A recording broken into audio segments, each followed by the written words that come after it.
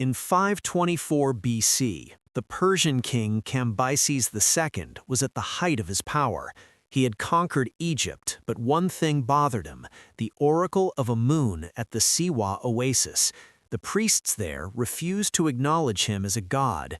Enraged, Cambyses sent a massive force of 50,000 elite soldiers from Thebes to march across the Sahara.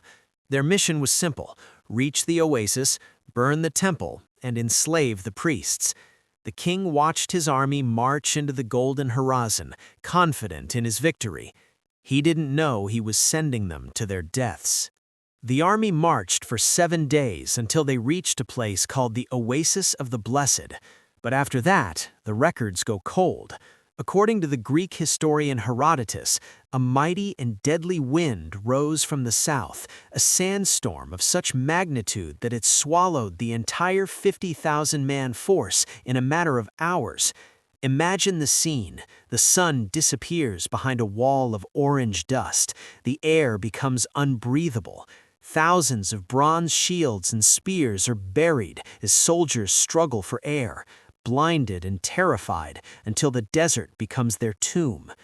When the wind stopped, there was nothing left but silence.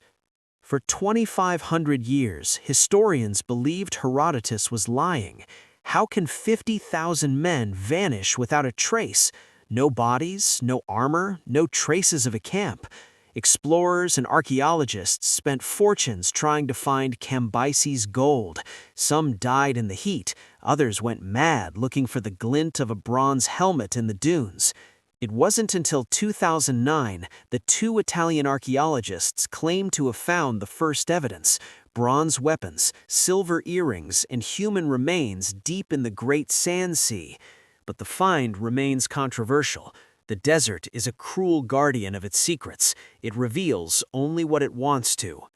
Was it just weather, or was it something more? The priests of Amun claimed the god of the sun himself struck down the Persian army for their blasphemy.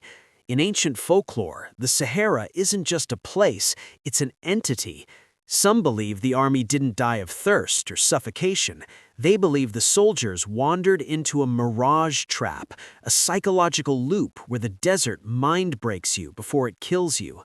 There are reports of modern desert travelers seeing a ghostly army marching through the heat haze, their bronze armor glowing under a sun that died thousands of years ago. The story of Cambyses' army is a warning about the limits of human power. You can be the king of the world, you can have 50,000 swords at your command, but the earth always has the final word. The Sahara is a graveyard of empires, and Cambyses' men are its most famous ghosts. Somewhere beneath the shifting sands of Egypt, an entire army is still standing, waiting for the wind to uncover them one last time. Comment "desert" if you think some places on Earth should never be crossed. And subscribe because the sand is always shifting.